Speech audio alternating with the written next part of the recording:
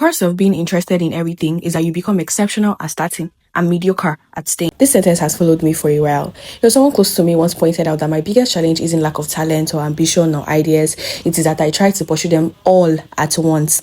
And if I'm being fair to myself, he's not entirely wrong. I've always resisted being put into a box. I've never been the person with one passion, one dream, or one clearly defined path. I find too many things fascinating. I want to learn, I want to create, explore, experience as much as I possibly can. For the longest, I considered that as a strength, but recently I've begun to recognize the hidden cost of constantly chasing the next exciting thing. Nothing gets enough time to compound.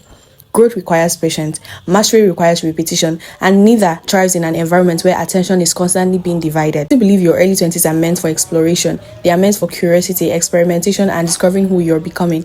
But there comes a point where exploration must make room for intention. And I think I've arrived at that point. For the first time in a long time, I'm not trying to pursue 10 different directions at once. I'm choosing two.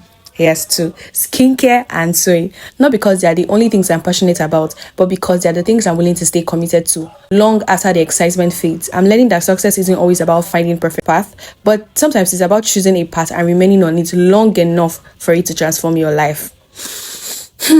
I hope I stay consistent. I have also realized that consistency often looks boring in the beginning. The results are invisible for longer than we would like, and that's usually the point where most people, especially me, become distracted. The irony is that every skill I've ever admired in somebody else was built through sustained focus, not scattered effort. I used to think progress came from doing more things. Now I'm beginning to understand that it often comes from doing fewer things, but doing them exceptionally well.